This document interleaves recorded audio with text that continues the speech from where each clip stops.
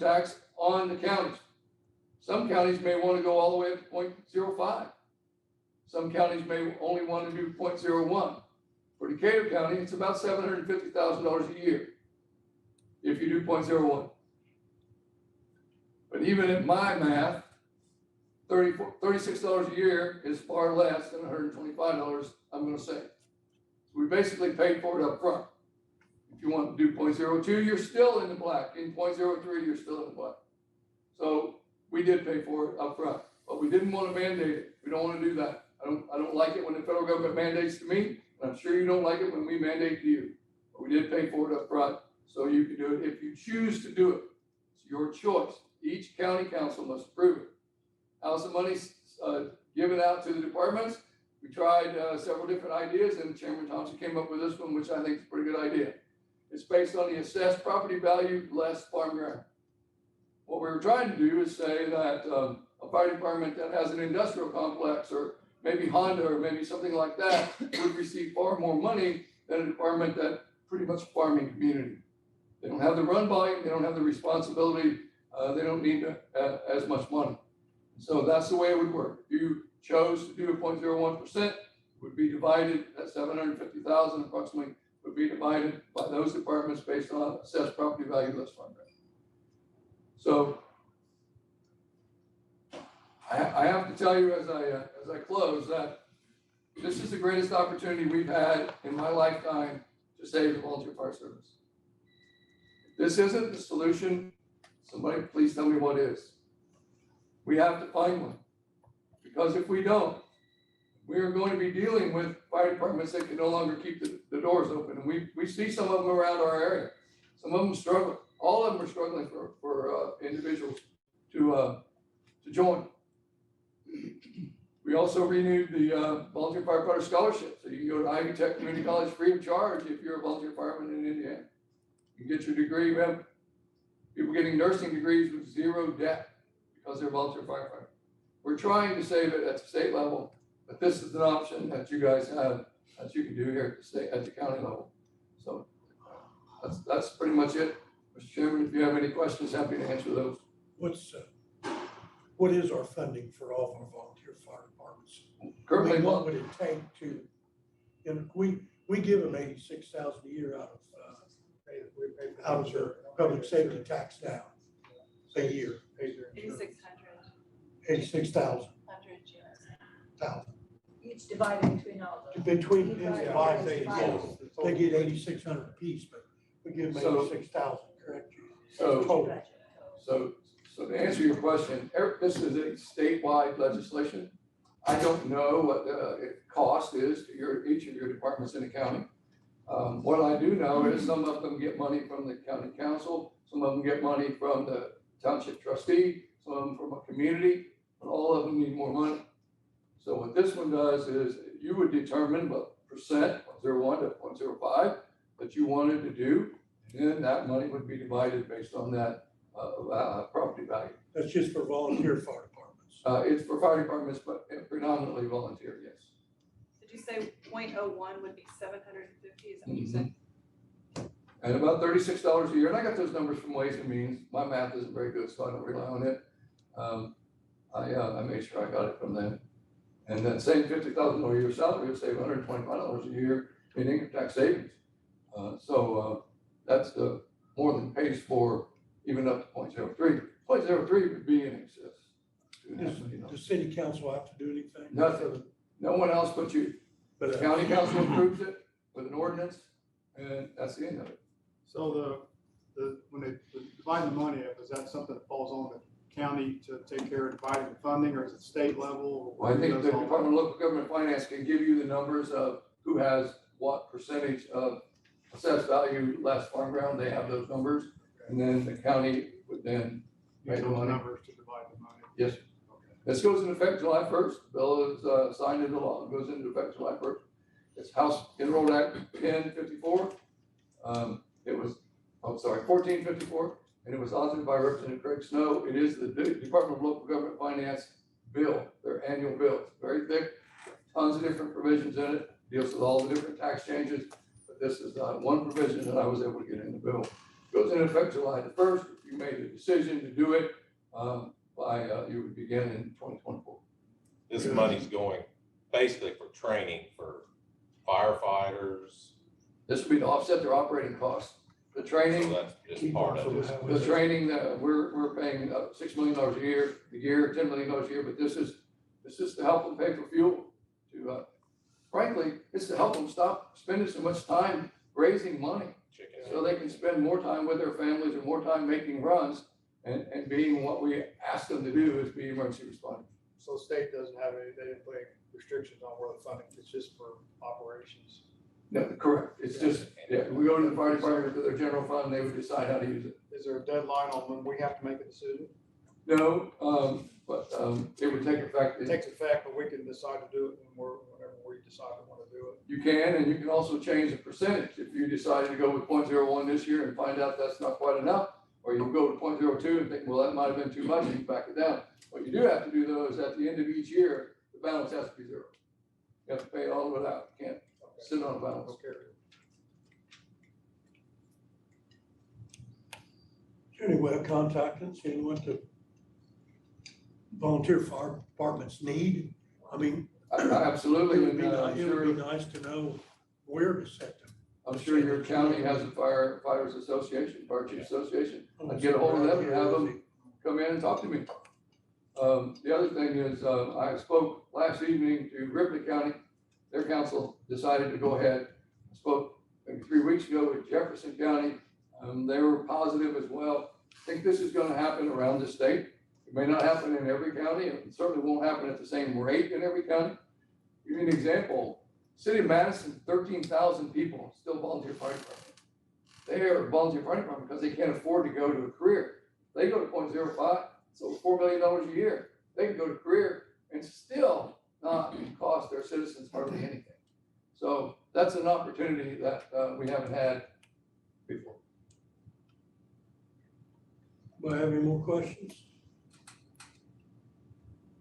I appreciate y'all's time. Thank you so much. Thank you. Okay. Community health.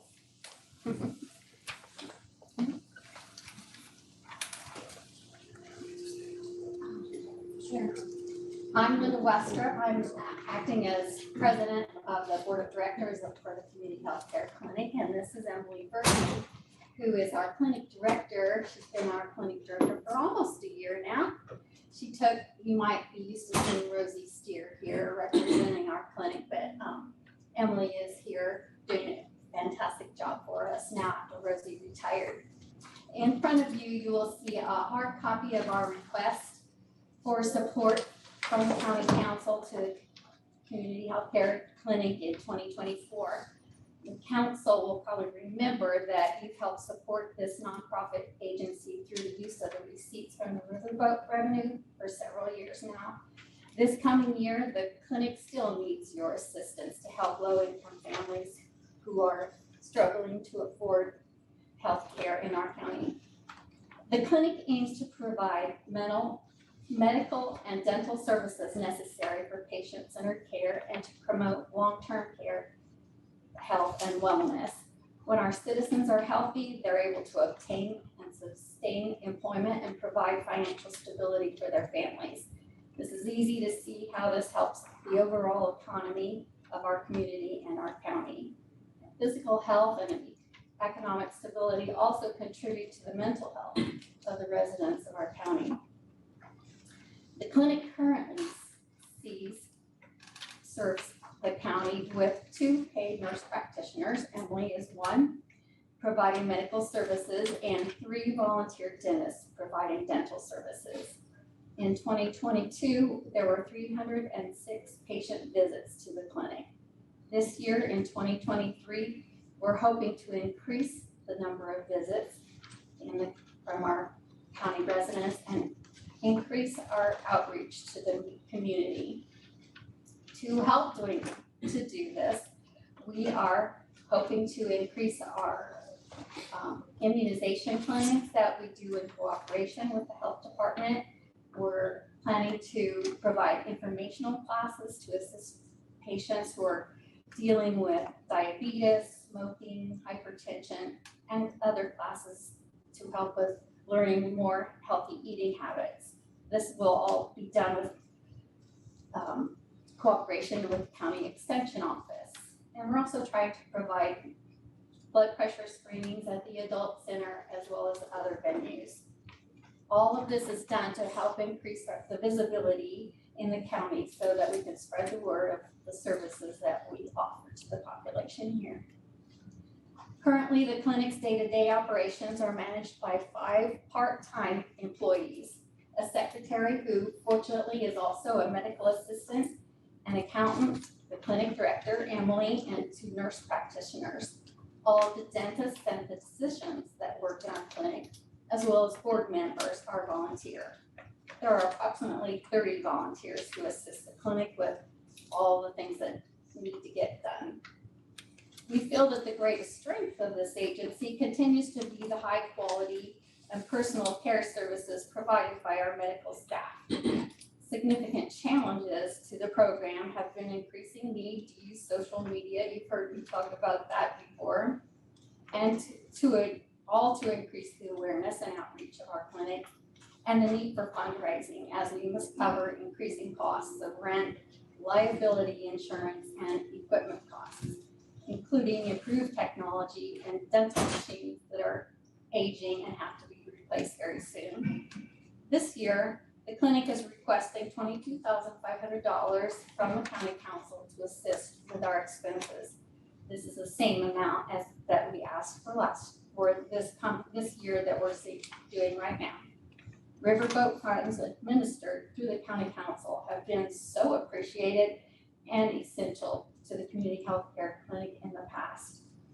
With the exception of the year when we moved to the new facility, county council administered riverboat funds and United Fund have been the 2 main sources of our budgetary support. We hope that you, as you consider the county's budget for 2024, see the continuing benefits of the clinic to Decatur County and can continue to support it in your 2024 budget as well. Are there any questions or, the last page of your handout is our budget that we always share with United Fund as well. So where are you at to date on your budget as far as your income versus expenses? We know this year we have received half of what the United Fund has promised. That's half of the $15,000. And Jenna's been writing checks to us every now for what the county council promised us for this year. Yes. We haven't spent the money on the dental machine as yet. Anthony Knowles is our dentist, and so he's looking for sources of used equipment. But right now, one of the machines that we need is $11,000. So that's on the back burner. He's fixing it as frequently as he can. We currently have 2 of those machines, and I'm not sure the age of them. But we also provide services for the Decatur County Detention Center. So all of the dental services for the jail, we've been providing those. So we've already seen a fair amount of inmates this year. We're happy to be able to do that. We also provide, bridge those services when they come out of the jail before they can get medical assistance. So to get any kind of state insurance, you have to have a solidified, you have to show proof of an address. So when they leave, not all of them have somewhere that they can go and can show that. So we have this gap of time where they can't really get HIP or Medicaid, but they don't have the services inside the jail any longer. So we're also providing those gapping for our inmates here in the county as well. So it looks like the bulk of your increased expenses is rent and insurance. Yes. And then you're asking for almost $2,000 above what the increase in your operating cost is. I'm guessing that's to save for some of this equipment. Is that what you're doing? Yes. Equipment and supplies. And we're looking at numbers over the weekend, and we're currently at 75 patients. That's the number of visits this year. That's just how many patients we've seen on the medical side. Dental, we've been able to offer at least 1 dental clinic a month, and that's again all volunteer. We're right about 30 dental patients that we've been able to serve. So our numbers are looking to be on the increased side this year. With that state, as many of you probably have heard, Medicaid and HIT, they started recertifying everyone. So during COVID, everybody kind of slid by. They just kept rolling over. I had a patient 2 weeks ago. She made $63 too much to keep her HIP insurance. She does work full time. They just don't offer benefits. And then she made $63 too much. She requires an injection every 6 months that costs almost $3,000. So we were able to go through the company that manufactures that and get her assistance. But again, she still needs a medical provider to do that. So we are seeing an increase in numbers as the year goes by, and we're seeing the state kind of tighten up. So. Else have any other questions? Your increase in rent, is that gonna be something that they're gonna annually do to you out there? We're not sure. Man, that's a pretty big jump in No, the no. first year. Did you know that was gonna happen? Oh, we knew from 22 to 23, we knew. They haven't, this is projected Oh, so they haven't 2024. come in and said they're gonna raise it, They okay. haven't, We're just trying to be reactive and not, Okay, gotcha. yeah, Proactive, proactive, Right. not reactive, sorry, yeah. yes. no problem. So, looking at your 23 budget, I mean, took in less than your expenses are showing. And you haven't paid for your machine yet, that's $11,000 off that bottom line, but how are you, if everything came to fruition and it went through, how are you offsetting the difference in the income versus the expenses? Well, Everything is in back the up. last couple of years, we have a savings account that we've had to delve into. Okay, And we've been resisting increasing the patient visit is $10 okay, for a medical visit and $20 for the dental. We've been resisting doing that. And been trying to also do these smaller Yeah. fundraiser events that we have. But we also, if someone can't pay, we still see them. I mean, Yeah. we don't turn anybody over. And we realize that a larger fundraiser may be in the future. I'll be honest with you, I'm hoping the Board of Health can Yeah, help Board with of this Health down the road, pretty- is what I'm hoping with, because Programming. the money we give you, we really, whatever riverboat funds they project coming in, we break it down to percentage. That's the reason you got $16,875 Yes, this year. So we try to be fair to everybody coming out of that riverboat funds. yes, we understand that. Grateful for every cent that you're able to But provide. I'm hoping that I talked with the Board I'm of Health really, and it, because what they're getting next year is not what they thought, but the year after 25, there's a pretty good chunk of change coming to Board of Health. Yeah, and that's That's the gonna be reason we can't cut the rate sustainable enough, for quite a while. can't cut their taxes at all, because it's a max, they have to keep going. So. But Very good. no problem, we'll Thank you. Thank you. take a Thank look you. at budget time.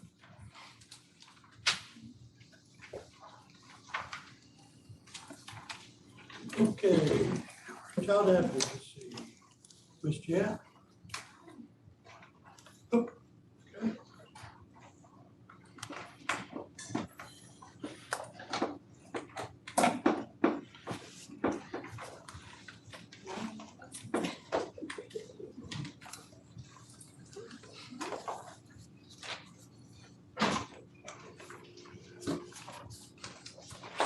Good morning.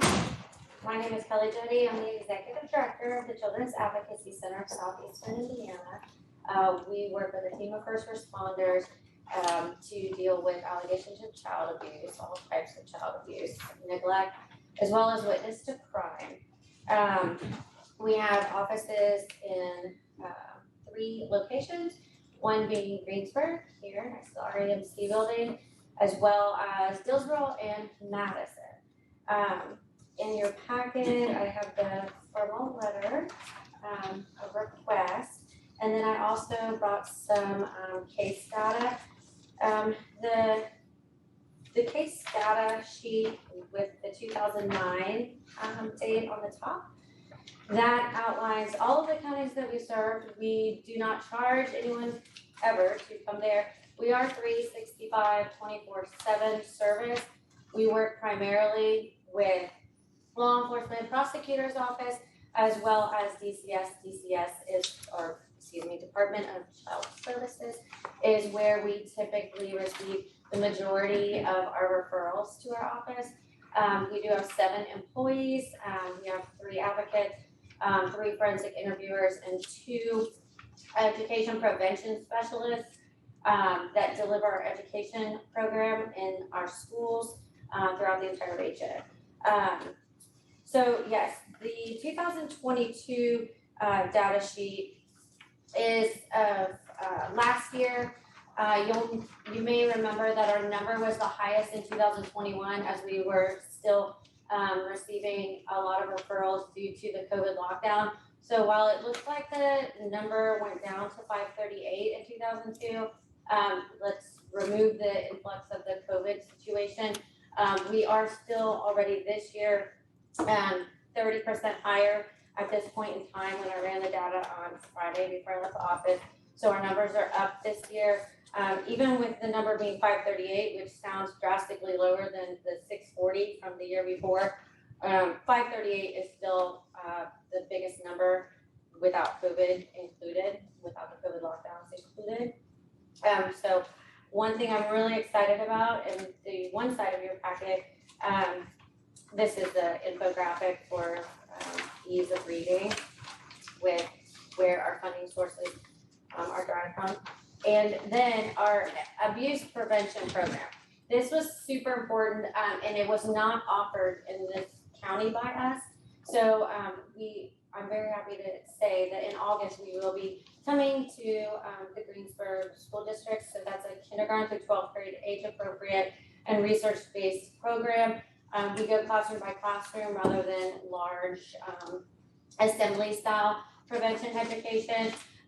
What sets aside our program from other large assembly style abuse awareness programs is that we do have one-on-one time with students in classroom who advise that they have concerns about something that could be happening.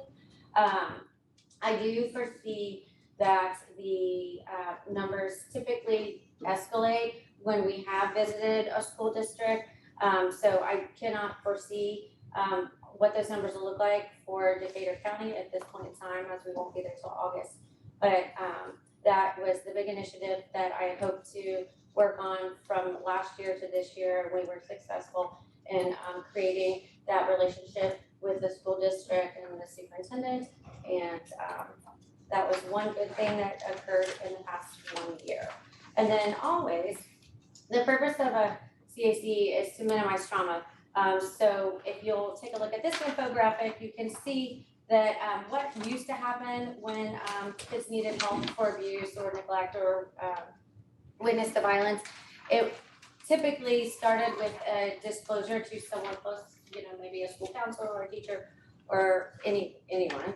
And then that person would notify, and then it would go to potentially a psychiatrist, a school counselor, DCS, the law enforcement officer, detectives, and then we have to talk to all the folks involved in the legal process. And so when they come to the CAC, because we are highly trained, we are undergoing accreditation, so training is of the utmost importance at this point in time to make sure that we are in perfect alignment with the National Child Alliance, Children's Alliance standards. They will be coming to do site visit here at a point soon, but we make sure that everything is taken care of at one time situation, so the child doesn't have to continue to repeat the story and relive it and tell so many people. And I cannot tell you how many times when done improperly, by the time, if someone has asked and then asked so many questions and then the child has told their story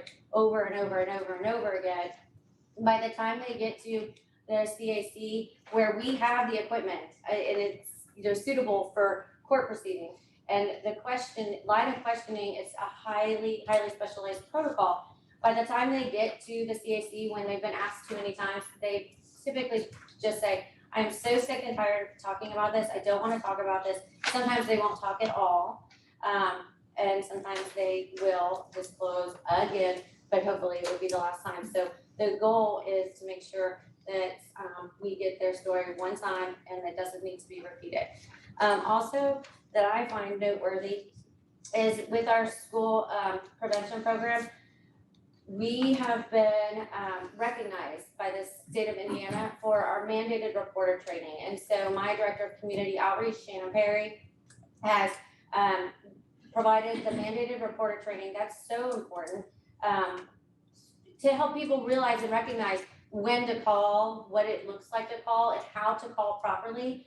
Anonymous reports are not as effective as someone identifying or distinguishing themselves. And you'd be surprised how many times teachers or school counselors don't want to report themselves because they have to work in a community every day, all day with parents or potential perpetrators, et cetera. So our mandated reporter training has been provided by the CAC to all of our staff and all the rest of CAC staff throughout the state of Indiana, and it will be offered to all of our law enforcement and Department of Children's Services.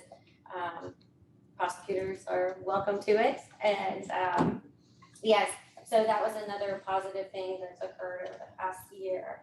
And again, thank you so much for always continuing to support what we do. You are fully staffed here in Greensburg all the time with Heather Scott and Emily Hankins, and I do appreciate it. And thanks for listening to all that's going on with the CAC. I'd like to see a breakdown of how much is in the county and how much is in the city.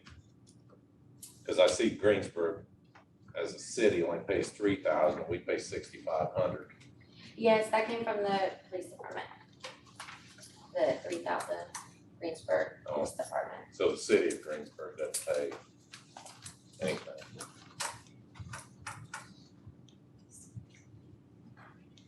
Yeah, the sheriff's office. You're requesting 10,000, Yes, sir. so, well, we do the same thing on that. I think according to my budget, we gave you 7,500 this year. Is that correct? Anybody else have any questions? Because it is a good program, correct, Nate? Oh, best. Okay, I know you use it. We use Quite a them bit. routinely. They're consummate professionals. We're grateful for the help they provide every single time we go over there without fail. And you go to all schools, right?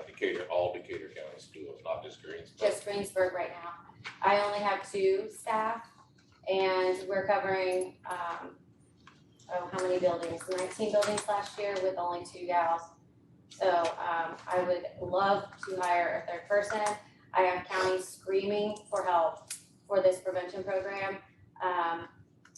Those prevention folks, it is a Senate bill mandate that the program be offered in schools. However, the state isn't funding it at this time. So I was able to squeeze the prevention folks onto a federal supplemental grant for this year. It ends on September 30th.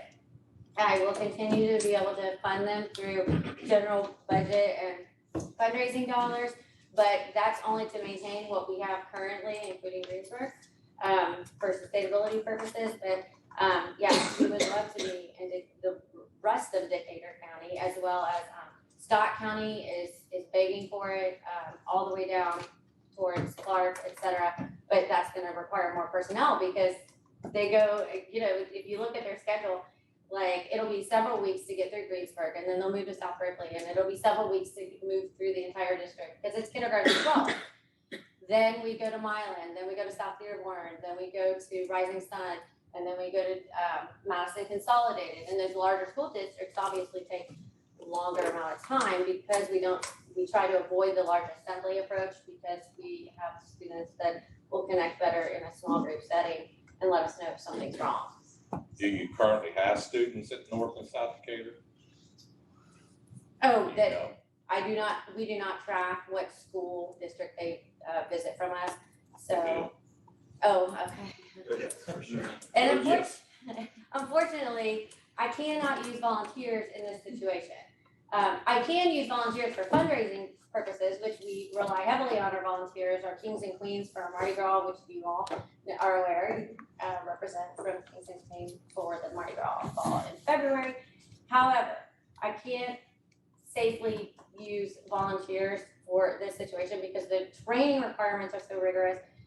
And the nature and HIPAA is problematic, and so, it has to be, I mean, it is a full-time employee type situation, so with a lot of responsibility. When they do the education prevention program, the children do have an opportunity to say whether or not, they are safe or not.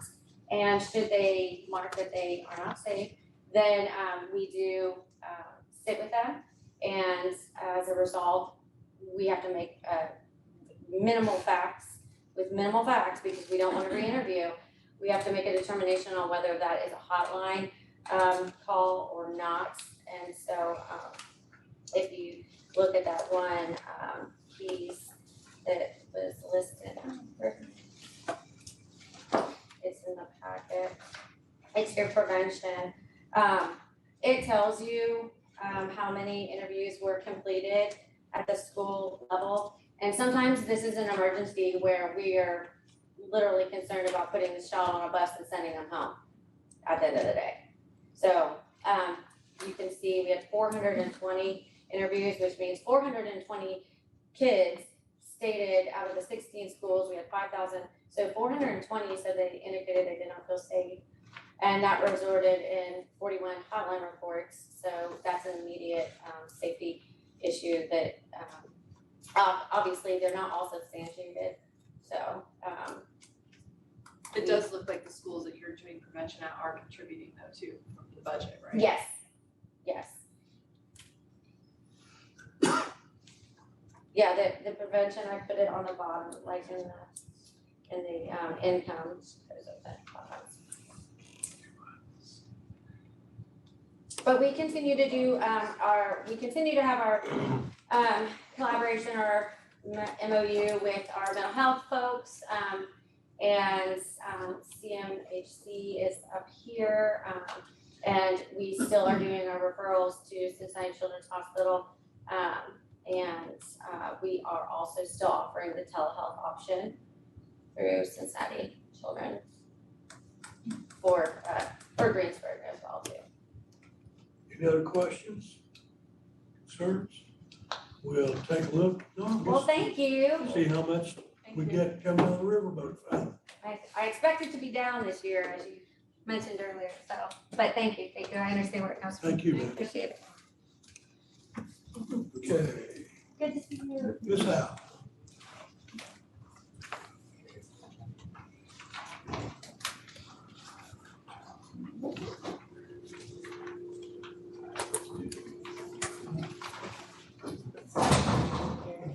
So I'm just kind of going over what we went at the last meeting. I revised it, a little bit. So on the second page where I've got highlighted that I've been told by like a lot of other clerks in other counties sent me this. This is from the State Board of Accounts manual, clerk's manual, where first or chief deputy in each county is entitled to appoint a first or chief deputy without the approval of, the Board of Commissioners, county or superior county court, or has two or more courts, which branches county offices maintain. The deputies in charge also can be appointed as a first or chief deputy and shall receive compensation as such. Found in our clerk's perpetuation fund, which is not tax dollars, these are fees that we've collected from our office yearly. The balance right now is over $134,000. So if we paid an additional $4,000 per year from this fund, it can be maintained. So I'm not asking for like any additional funds, I just need approval from you guys to be able to pay that out. Election deputy, first deputy job, it is not just an 8 to 4 Monday through Friday job. It calls, texts, emails in the evening or the weekend, and there's a lot to it. And just reminder that, we are projected to save the county tax dollars almost $34,000 over the next 4 years alone by Patricia's, not utilizing microvote as we do currently. We do currently pay them a lot. And I do think it's highly important to not have a high turnover rate for this position. And it's can't really compare us to other offices, you know, don't wanna say opening a can of worms. We are the only office that does election, and there is a lot to it. And I just think that, you know, this is something that we need to look at and start doing.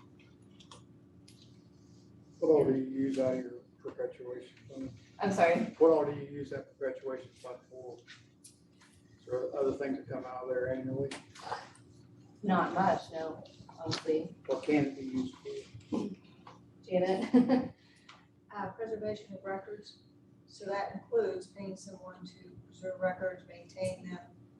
And election records have to, they're permanent, you have to have those, and that's by the state, it's not. And currently, she is going through every single one, trying to make sure that they're updated and current. And there is literally a file cabinet full of single papers to go through. And that's a constant thing, that's not something that's gonna ever end.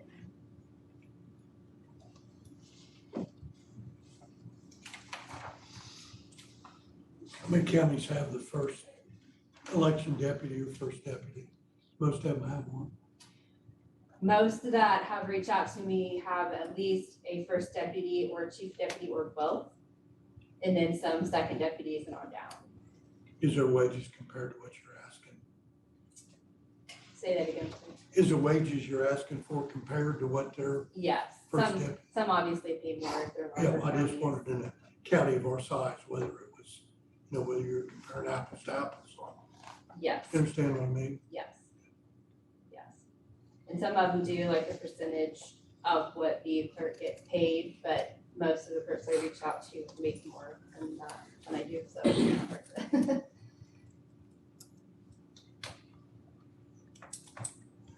Any other questions, concerns? I do know we have a company looking at salary study, correct? And that's gonna be at least probably a couple years out, right? Because that's not even gonna be I about. It's gonna be 7 months out. Should be about next year, shouldn't we? Yeah. Patty, Yeah, we're correct? ready to start, the 1st of July, but it's gonna be at least a 6-month process. So that wouldn't be until at least 2025 budget. Huge election next year. Yeah, I know. Oh, Do I? huge election next year. Yeah. And this is Well, just. funding is there, so it's not, we're not asking for anything additional. Funding is there, and that's what it's there for, so. And you're not asking for back pay now, back to yours. No, we'll just start it with the next day. So I'm okay with it. You don't make a motion, I'll make a motion that we pursue the perpetuation fund. I'll second it. Kenny makes a motion, Bill seconds. Any other discussion? Yeah, is there any other fallout or concerns we need to have about having a first deputy? Does that mess up anything HR wise or anything like that? I mean, again, Does this permanent, even if there's change of elected official This is permitted for Patricia. or For As long as Patricia's, as long as she's Yes. she's this is just, employed? yes. So the elected official can't switch. Correct, not a chief deputy, yes. We did have some discussion about this in our compensation meeting and how that should be handled, whether it should be a salary or a per election type thing. So that was something else that we wondered if, because sometimes we don't even have elections depending on who's running and all of that. I So know it'll be one this year, will we- it? Right, I don't know. There will be one in Westport. There still will be another There'll be election one in in the fall. Westport, Yeah. so you have to open them all up. Well, We won't. well, maybe, we do have votes there at least now. so Just that'll Westport help. area, Just the Westport area. yeah. There's no reason to pay for throughout the county just for Westport elections, so we'll stick with just around Westport. And we also found funds out of our own budget to pay for the election cage, so we didn't ask the county for that either. So we're funding that. I have a motion and a second on the floor. Any other discussion? All those in favor? Aye. Any opposed? Do I need a hand count? do we have a vote? I don't have any opposed. no. Okay, so. Unless you Okay. want. Need a signature anywhere, or we good? case limited received a 144, that's the salary. Good, So we'll write on the back that you approved it on this day good, and 30 minutes. thank you. Mr. Harder. Thank you.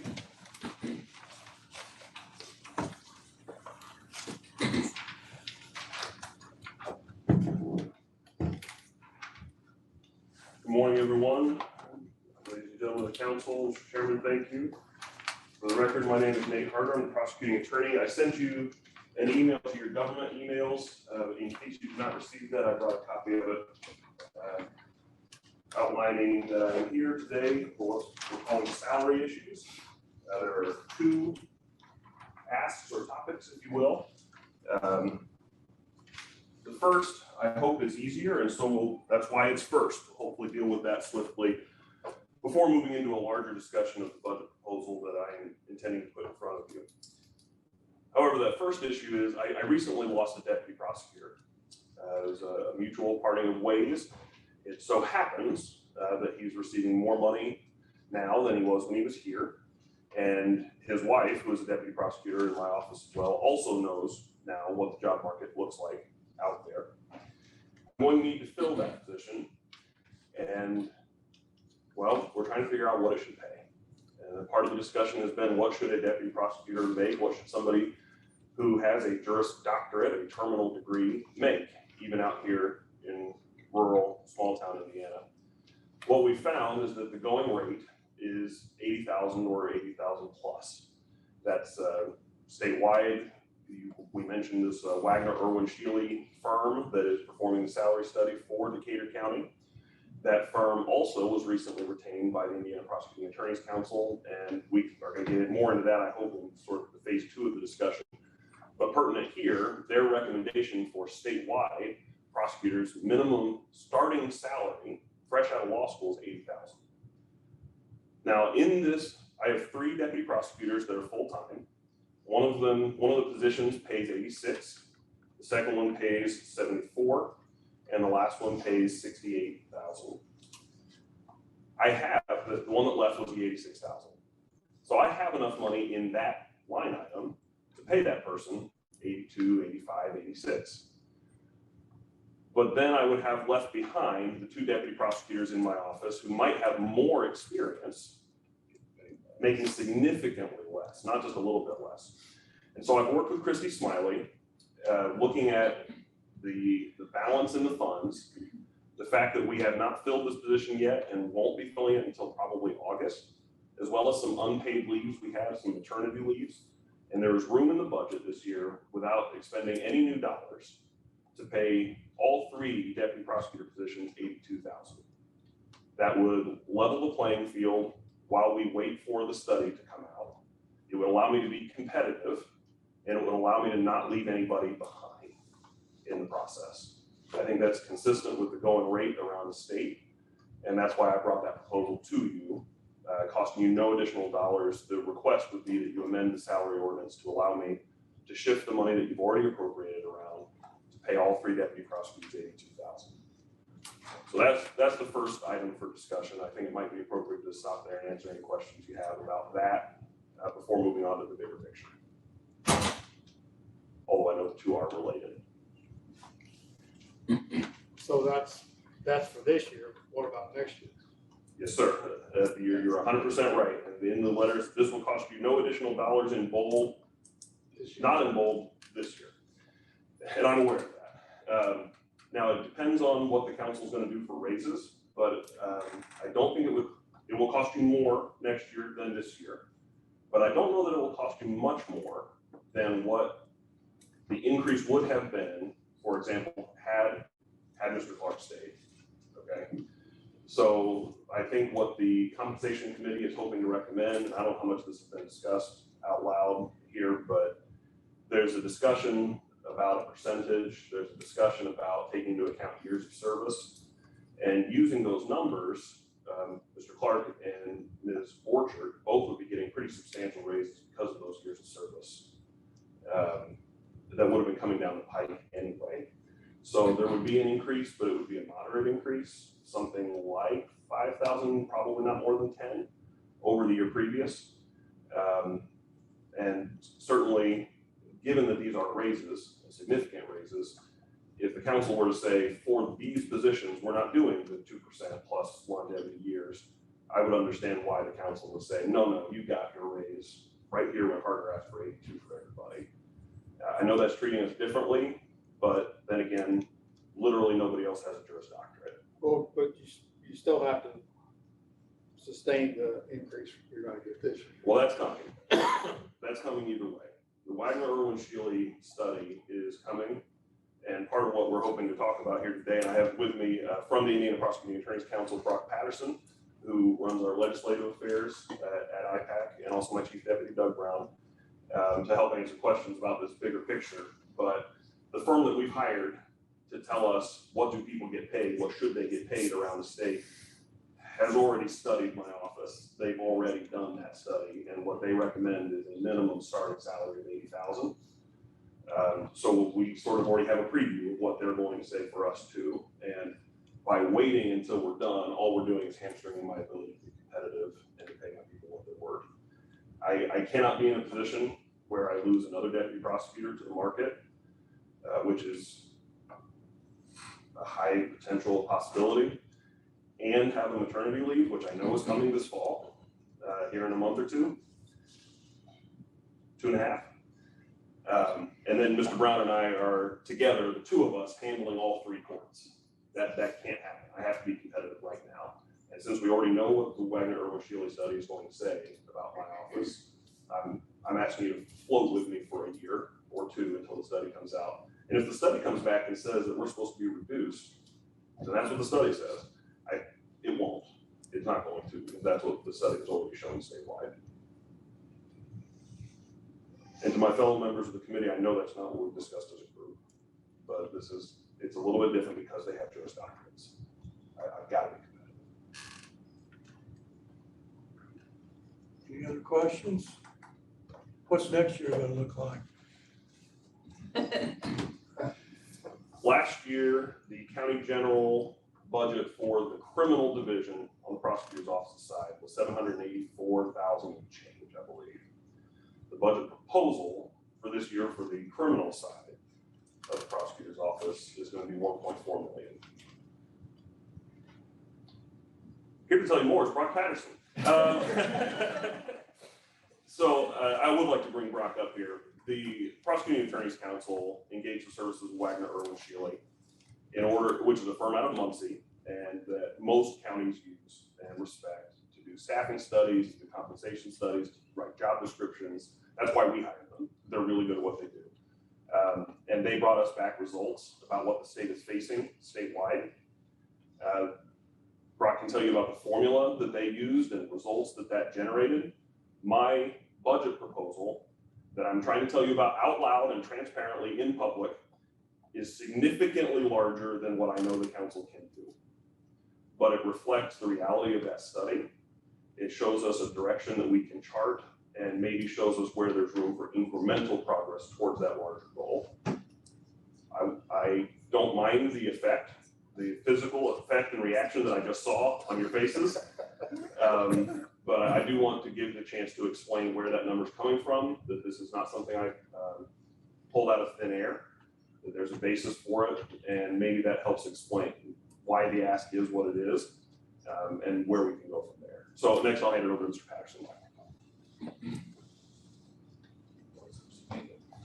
Good morning. So Nate's already given me a great introduction for the caveat that I'm going to tell you that she just spent a lot more money. So sorry about that. My name is Brock Patterson. I'm the Legislative Counsel and Director of Governmental Affairs for the Indiana Prosecuting Attorney's Council. So what I do day to day is I'm over at the State House where I'm talking to our folks in Congress about all things criminal law related, prosecutor related. I've been here for 3 years. I also have a Juris Doctorate, and I was with the legislature 3 years before that. So I've been around this game for a while, and I've heard these concerns. I used to work with Representative Thompson, Representative Cherry, who's a little bit closer to here. So I've been around the Ways and Means boat for quite a to kind of go over what the big picture is here, we hired WIS about a year and a half ago to start doing a statewide study of the state of prosecution, where we're at in every individual county with their pay, with their staffing, and what their workload should look like. And the results were what we expected, but they were staggering. Across the state, we're over 400 lawyers short, and that's deputy attorneys. We've got about 800, and we need about 1,200. The way that we determined that is we didn't use our own numbers to kind of budget out. What we did was we took the Public Defender Commission, statewide commission that's been around since the mid-'80s, and took their published record that all counties that opt into the state reimbursement have to abide by. And we took their numbers directly and placed it over our deputy prosecutor numbers to say, where are we at? And that's where we found that we're 440 short as of 2019. So I'm sure that that's even larger today. We constantly have in nearly every county some sort of opening for a deputy prosecutor, chief deputy prosecutor. We're pulling from each other's counties, kind of reaping them in one way, shape, or form just to get experience. And I'll tell you that Decatur County is no different. Last time I checked, they have 5.5 attorneys, so 5 full, including Nate and the chief. They have a half, which I would assume is your child support. So 5.5. The study suggested, based on the caseloads from 2019, my guess is 22, 23 are about the same, if not higher, that they're supposed to have 10. So they're woefully short, and based on the numbers that they're paid, they're underpaid from what our suggested minimum was. I want to go into the minimum a little bit, only because it's a little outdated at this point. And the reason why I say it's outdated, 80,000 is still a great goal. We took that number from, again, the Public Defender Commission's recommended minimum annual salary for a deputy public defender. So that's, again, we're kind of doing a little tit for tat there. But after the legislative session this year, big budget year, there were some numbers that were appropriated in different areas, and now we've got some averages from some other criminal law related fields, one of which is so our statewide deputy average salary right now is about $70,000. That's all across the board. These are all attorneys, whether big county or small. Obviously, the big counties, for the most part, have a higher average salary, and that kind of hurts where Nate's coming from. That hurts because it took me 45 minutes to get from Indianapolis today, and if I'm weighing, $86,000 was what he was making, but if I'm weighing $68,000, what his lowest deputy's paying, and I can go up to Hamilton County and make 97 as a start, that's pretty good. If I have a few years under my belt, I'm into the 6-figure range. That's kind of worth the drive for me. DCS attorneys, we're losing a lot to them, which I cannot believe I'm saying, but we're in a world where DCS is averaging, their attorney salary is averaging $97,000 a year. If you're a supervisory attorney, again, you're going to be higher than that. The state just passed a huge raise for state police, DNR, excise police, and now they're going to average with a starting bonus, $73,000.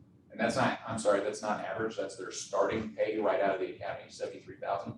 So the folks that are bringing you these cases, bringing the prosecutors these cases, might be making more compared to the person that has to prosecute that case and has, and this is nothing against any of these professions, so please don't take it that way, but someone that has more schooling, it kind of goes, it's kind of counterintuitive to what we always thought of with higher education. And then there was one other raise. So there is a portion of the code that was created way back when for what are called state paid deputy prosecutors. So the way that the state works is the elected and the chief are both paid by the state. You get a federal reimbursement for your 4D prosecutor, and then there are some state paid deputies that were created for mental health institutions and DOC facilities around the state. So there's about 26 right now across the state. After this past session, the state did give them all a raise, a change in their calculation of how much they get paid based on the elected prosecutor. So they're minimum salary, all paid by the state, $124,000. So just to show the stark difference of where some of our deputies are compared to others, this is a huge change. So what we did during session after having the results of that study was go to the legislature and let them know where we were.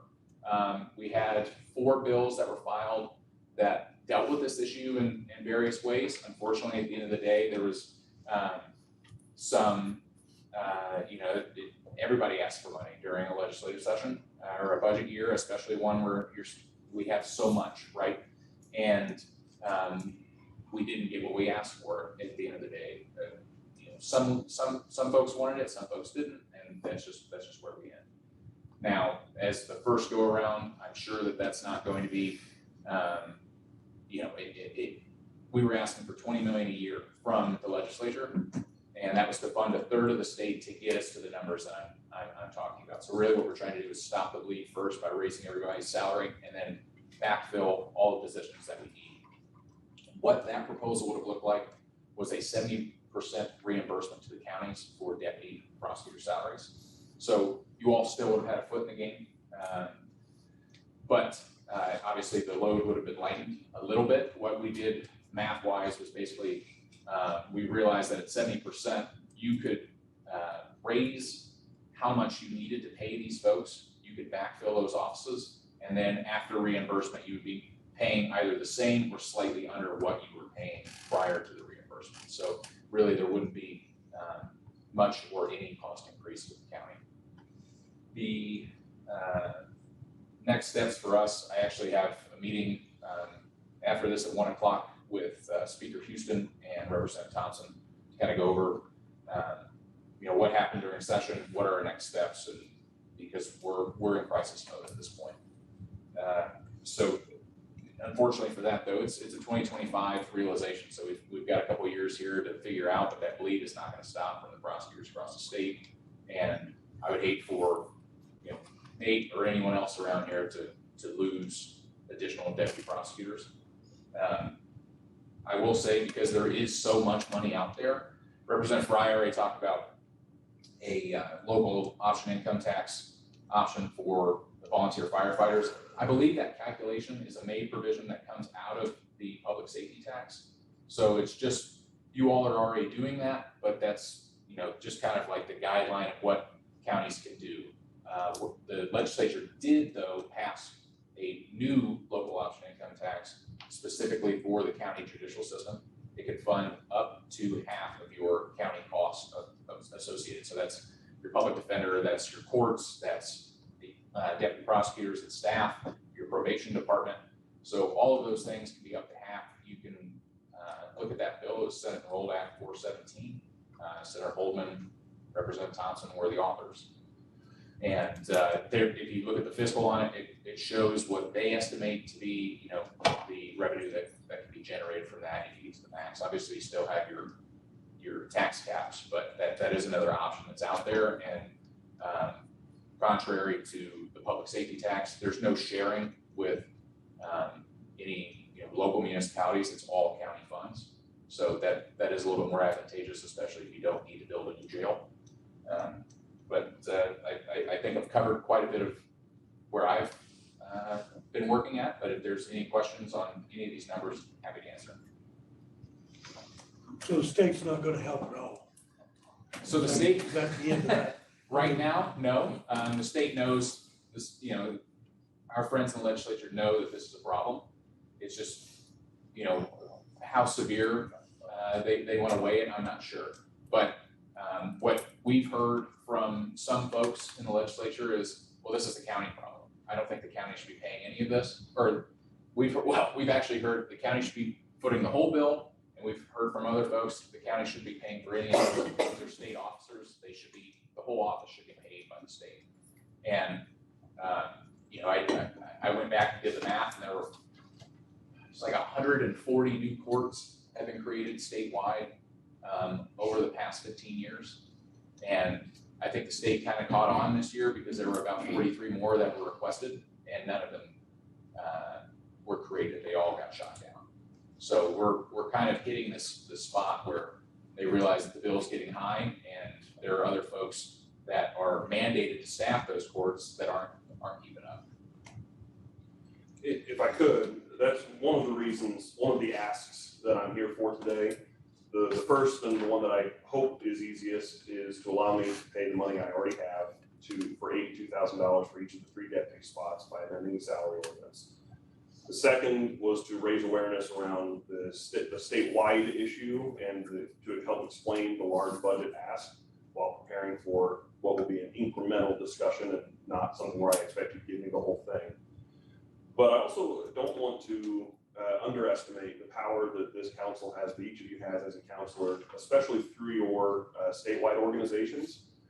If this is an issue where you agree that there is a need, but you're concerned about the county's ability to double my budget, then it may be time to involve your statewide organizations in working with Brock and others to work with the legislature to say, come on board, state.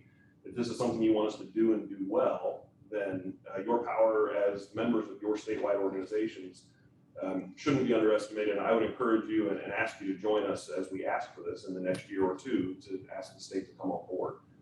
I know that's a huge number. I'm not expecting you to do it.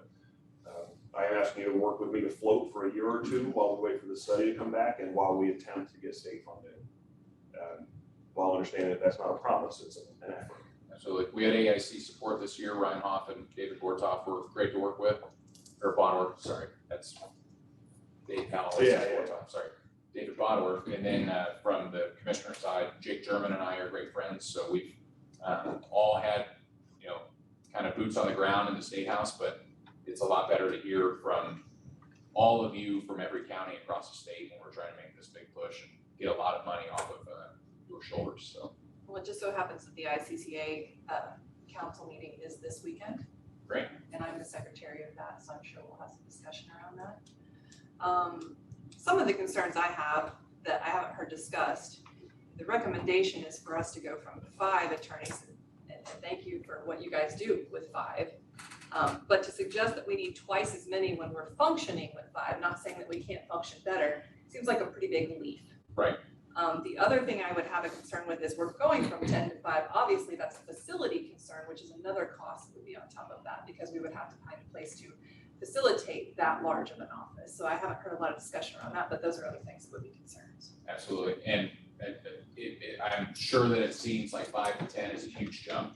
And that's why I wanted to say that these are well-established numbers that over 2/3 of the state accept for reimbursement purposes. And while I don't doubt that Nate's office is doing a tremendous job, I've seen his caseloads, they're insane. I sometimes wonder how this guy sleeps, especially with young ones at home, but I don't have any young ones of my own, and I could not imagine juggling it all, but I have full confidence that he's doing great. I think it's more so when you weigh the fact that not only are these caseloads, we're not even looking at workloads. The public defender caseload standards are cases that are assigned to them, but there's all sorts of cases that we don't file. It's about a quarter of the cases that we have to screen, we have to investigate, we have to work with our law enforcement partners or victims or community members to say, hey, is there something here? And we have to go through all the evidence and determine whether or not we can file this case. Those don't ever go to a public defender, and those aren't even in the estimates that I'm providing. So even though it seems like we're doubling, I just think that the reality is that he and so many others like him are just beyond strained, and that's why we're seeing people leave, not only for higher salary, but just a better work-life balance. Might be why I cried last time I was here. It's working weekends and nights, right, Doug? Well, it's the post-conviction caseload as well. Public defenders don't have to deal with that. I will say, Deanna, to your point, 2019, it just so happens was an apex year for us. That was top of the line before COVID. We have dropped down, and so the proposal that I'm giving you actually is not for the all 10 attorneys. It's actually the moderate version where we asked to grow to 8. So it's actually 2 attorneys shy still of 2 attorneys shy of the top numbers. And that was another concern I had is what happens when you get to 10 if your caseload drops and what do you do with this? Yeah, and that's why I actually presented the moderated version and not the tip-top apex version, That's if you not, can believe that. that's not a bad approach, because just to get at your concern, once the government giveth, it's hard to take away, right?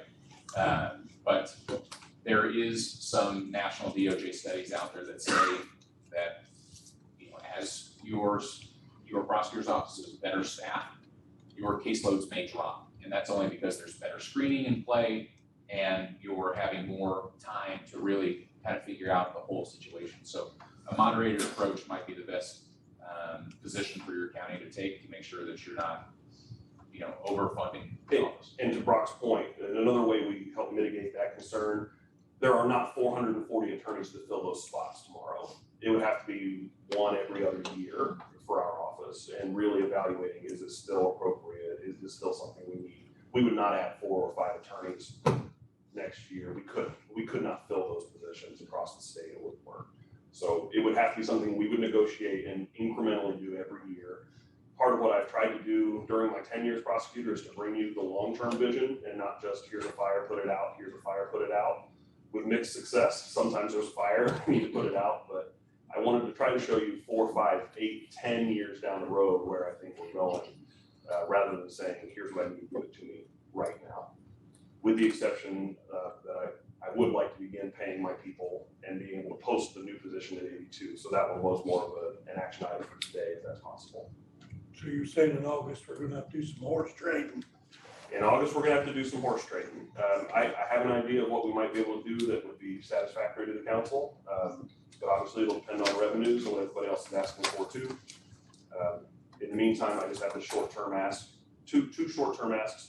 One, the $82,000 for all 3, move around the money to do that so that we can float with me for a year or 2 while we wait for the study at that rate. And then really get involved with your statewide bodies to help us get the state funding to take some of this off the plates. Now, was your study a private study or was it done for the state? It was done for the It state, was done for so the state. we were the ones that requested it, but we published the results of that study. I'm happy to get you any data you'd like to have. Well, I just wondered, I didn't know it was an outside firm that came to the state and said, here's what we need to do. Yeah, and it was Or the WISF. state said, hey, we. Yeah, it was Wagner and Shealy out of Muncie. We solicited that out of Wagner and Shield. So, well, and I'll be happy to get copies of whatever people are interested in getting. I just didn't want to overwhelm you with paper today. So if we take those 3 positions as he's paying them today at 86, 74, and 68, and then change them to 82 each, then that's 18,000 more next year over what we're paying currently. That's what that comes out to. Thank you, you're right. Yep. Assuming no additional maternity leaves or other unpaid absences. Okay, well, let's get to what he wants to do. Move him up to 82,000. Any other questions, concerns? I just need an amended 144 for that. An amended 144. Okay, I can do that. We have the funding in there right now to finish this year out to do it, but I would only agree with that if I won't agree to do it again next year until we go get our budget, looks at numbers, because I'm just sitting here running through my mind and reliving the last 5 years budget time, how hard it was last year to get the budget to where it was at, and then now we're talking about, just we're kind of freaking out at a $1.4 million budget, which is not, not unusual when you throw a number like that at us. So how are we going to be able to accomplish this? I guess one question is this increase, is it a mandated increase, or is it something that we have to just agree to do? I know the study shows what needs to be done, but is that something the state says you're going to have to do this? Okay. My understanding of it is that it would be like the public defender contracts, where if you were to opt in, you would have to meet these staffing and compensation requirements in order to be eligible for the reimbursement. Right. Yeah. Like we do now. Under the proposed legislation that did not succeed last year and which has not yet passed. Right. So that it totally can change. I understand all that. The model that we were looking for was if we went to those numbers, we would have to meet the staffing and compensation, after which we would get the reimbursement. Right. And it would be an opt-in. Right. This request is about being competitive right now in this market, but it's not mandated at all. Okay. is to retain what you have. I'd like to, yes. And how many do you have? You got 3 deputy prosecutors, a half-time child support deputy, Doug and me who are paid by the state. so you and Doug are paying to the state, We are. normal money, besides what we kick in. We are. So you're talking about 3 full-timers. So it's a lot of moving parts right now just because of the legislation. We know that the legislation usually takes several years to actually get through. So, I mean, we could be getting support from the state in the future. We don't know that at this Don't know. point. Definitely involved. And we could leave them at this next year, you would have a problem with that. I don't think I could in good conscience fight you on that. If you're Okay. giving me this I mean, consideration. no, if we do come up with a raise, they can stay at what they're at. It would be a raise for both of my current employees. They would have already received their raise. It would be very hard for me to argue for more. For 2024. For 2024. You'll look for that third person, not the 82. Correct. And that's part of the problem is that's 80 is sort of a rookie, right out of law school rate. To go get somebody with years of experience might be up to 90, but I'm not here asking for 90 because I don't know what. Right. It's a moving target because I don't know who's going to apply and what range of experience they're going to have. That's why having the 82 available is. Replacing the one you got, what are you posting that at? 82 too? I haven't done that until I heard from you all what I could post it at. So my intention was to do 82. A range of 78 to 82, something like that, depending on experience.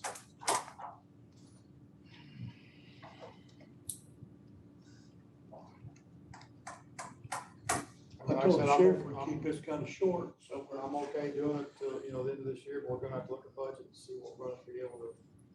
We don't know what we're gonna get into on that until it shows up and see where we are. Okay. If we have an issue like we did last year, I don't know how we're gonna do it, but we'll figure it out, I guess. I think there'll be options for us.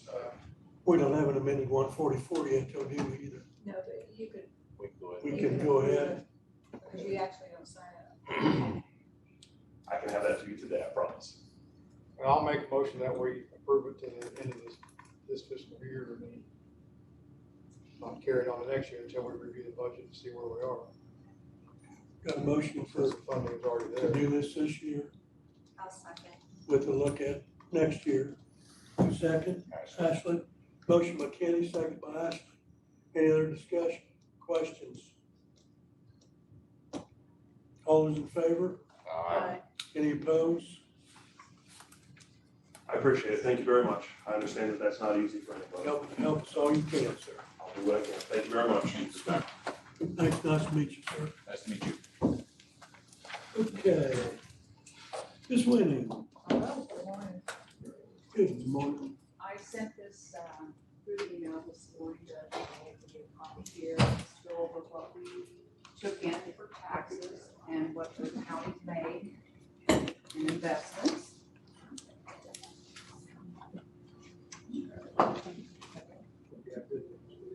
Yeah, I'm not spending money, I'm giving it. Okay, I stand corrected, which is a little better, because yesterday I mentioned at the commissioners meeting a lower amount than what we actually made during spring settlement.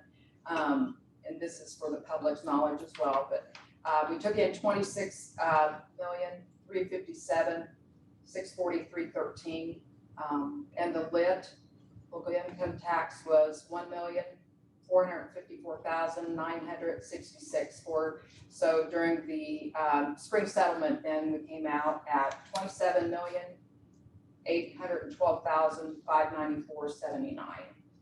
So there's still a lot of back taxes out there. As a treasurer in our office, we don't have to send courtesy letters out, but we did just because of the amount of money that it paid to use the ink, the postage and whatnot to recoup some of the back taxes. Others who just actually forgot to pay. And then there's ones in that stack that are eligible for tax sale. And even though I send the courtesy letters, I do send some out prior to the tax sale when it gets certified July 1st, because once July 1st hits, by state statute, they will incur additional fees. So I'm trying to give them every opportunity to come in to try to avoid those added fees. So, but that tax sale certification will occur on July 1st. And we already have our tax sale scheduled, it's scheduled for September 22nd. And then going back to the making money, year-to-date interest, in Trust Indiana, we have earned, and this is just for this year, $416,442.47. And then when you look at the ARPA funds, there was one entered at 1.5 million. That alone, since its inception, has made $54,205.53. And then the other ARPA fund was 2.5 million, and that's earned $90,047.11 since its inception on interest. And then on the second page that you have is what has been, I guess, allocated in the funds of the ARPA. But currently, those funds are still sitting in trust, earning as much money as possible for the county. So Currently, how many like outstanding taxes are out there? Got any kind of an idea? 100 and some, or maybe 1 million. It's quite a bit because we decided whether we were gonna mail courtesy letters out or not. Of course, our spring settlement is always a lot more than fall because people just go ahead and pay spring and fall. And then we have a couple of accounts, and they're huge. They go ahead and pay everything in the spring because we have an agreement of where our cap sits at Napoleon Bank. And because of the small town bank, we had to raise that limit a little bit, but they couldn't figure out why the difference from this year to last year was because these big corporations ended up paying everything in the spring. So yeah, so it's always more in the spring than it is in the fall. So I don't really care as long as they pay. So that's all I have. Do I have any questions? Those interest dollars, are they just getting rolled over in the county general? They can move over, and I think they could be used for, Is that where they're going right now, those, the county general? Or are they just sitting in the account? they're in the trust yet. Okay, so they haven't been taken out yet? No, Okay. so whatever the So that county rolls decides, over, are we getting interest on that too then? very little. When it sits in county general, I think it's only sitting No, at I like, mean, if it's rolling over in the account, it's still getting the same. well, right now, I think trust is like over 5%. Right. I haven't checked lately, but when it goes back over to county general, it's like Well, I understand that, 0.10. but if we're rolling that, like the ARPA funds got $140,000 in interest, that money's still in those accounts of Trust Indiana, right? Correct. And that's drawing the same amount of interest as the principal. Yeah, I Should would think If it's rolling over in the account, it It should. should be, if it's Yeah. staying in there, it should be. Yeah. Okay. And then anytime we have more funds in property taxes, and we'll move that continuously. We always want to leave a little bit just in case something backfires and we have to back it out of the tax system, but we keep moving things over. And I believe that county general, we have to leave a certain amount in for the bank for our contract. But every time we see that threshold go over, then we move that on over to county general as well. So Very good. it's pretty good, so, okay, Thank that's you. all I have. Thank you. Okay, I don't have any, I didn't get a list of transfers. So I'm gonna send them I'm down. gonna do them real quick. Yeah. We're Pardon? short. I said we're short staffed this morning, I know, that's fine. I understand. and then this is the addition. Everybody see them online, transfers.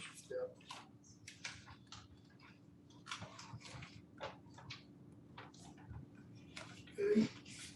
Entertain a motion to approve it.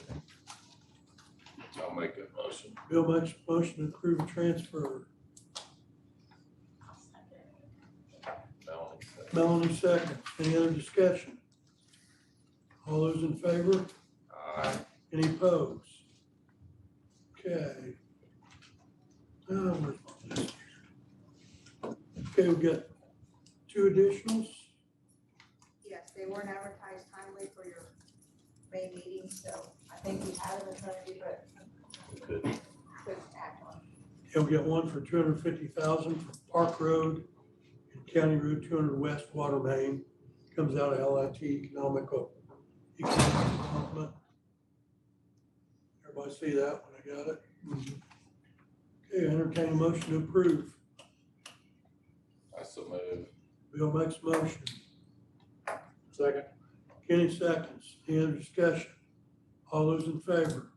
Aye.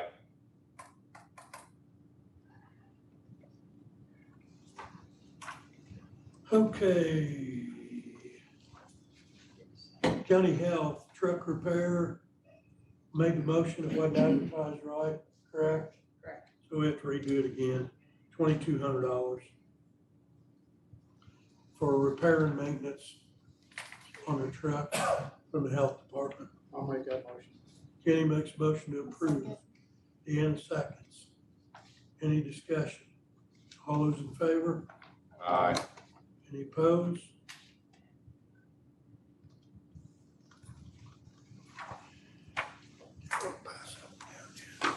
Transfers are done. I didn't see. Okay, we've got 2 appointments to make. One is to the library. Chris Ramey's expressed interest in serving on the library board. Was this a 2-year term? Is that what it says on the I think that's what it says. Resides in the city limits of Greensburg, have done so for 2 years. It's completing a term that was vacated. Pardon? Bill Reynolds. Yes. It's just for the end of his term. Is that right? I'll make a motion, we approve Chris Ramey to fill out Bill Russell's term. I'll second. Kenny makes a motion to appoint Chris Ramey. Melanie seconds. Any other discussion? All those in favor? Aye. Any opposed? Okay. I don't know where I gotta sign that, Jan, but you have to tell me in a I was minute. just, Pass it down there and I'll see her on the way out. We have one more appointment we need to make, and that is to the Board of Health. I gave everybody a copy of the people that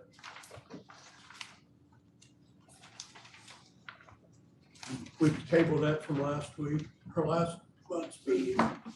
Give everybody a copy of who Dr. Howe sent to me, sent to us. I'm open to discussion, open to anybody that. The only one I really know on there would be Megan Lanning Bowden. I really wouldn't know her, I just knew her grandpa was.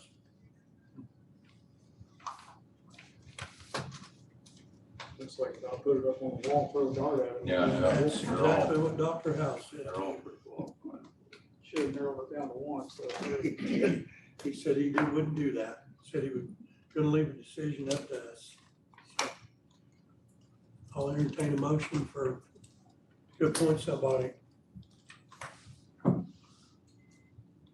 Oh, I think Megan Lanning's qualified. That's probably my closest. You making a If no one, motion? somebody will make that motion. Bill makes a motion to appoint Megan Lanning Bowden. I'll second. Mel second. Ashley second. Anybody else have any discussion? All those in favor? Aye. Any opposed? Okay, that's all I have on my list. Anybody got any, Sheriff, got any reports? Okay, thank you. How was, Yeah, what, the train deal? From yesterday, tragic accident. I haven't seen anything on it, I just wondered. State police is working it, they bought reconstruction still, so any media releases will come through them. I didn't know the guy. Pardon? I didn't know the Anybody else? Anyone? guy. Your budget and calendar. Trained him. Oh, City budget calendar. meeting, so we can advertise. Was the calendar okay for everybody for what we're doing in August? Yes. Yeah, August 14th for September the and October? departments. What time do you want to start on August 14th? For the, for the Budget. elected officials, for the departments? 2 o'clock too early? How many hours did it take us last year, Ken? Do you remember? I thought we started either 2 or 3, we're done by 6:30-ish. Yeah. I'm gonna say I'm daytime, I'm open to 1, if we can start at 1 o'clock. I'm open at 1 o'clock. Yeah, I am too. I That's just- fine. Yeah, I'm fine One with o'clock. Soon start 1 o'clock, early. okay. Here past 5, And they get 10 or 15 minutes, is that what you're? Yeah, I think try to hold them to 2. it's a suggestion, Because we're. Hey. going Todd out. won't be in the top, get 3. it's a suggestion. So then August 15th, your regular meeting, you'll close that meeting, go right into the budget discussions. The On 17th, what? When we doing that the day before? yeah, Yeah. August 15th. Right, August 15th is a regular meeting, then we'll close it, go right into budget. And then the 19th is a public hearing of September. October 17th is when we do your budget adoption. So we get this, I put this in Gateway, so that's right. Okay, Okay, that's perfect, fine. thank you. Patty, anything else, man? I'll entertain a motion to adjourn. Kenny makes a motion, A second. Deanna seconds. All those in favor? Aye. Okay, my closing that one.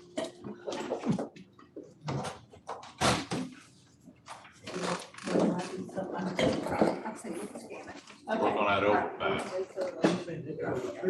I'll take a chainsaw out there. Yeah, my husband always yells at me about papers. Tomorrow, I'm like, you have no idea. And then with real estate on top of that, I'm like, you have no idea how much papers I give to me. It's crazy. Oh, yeah. Oh. No, I. I know. Oh, I I saw. got lots of county. I go through. Yeah. I go through.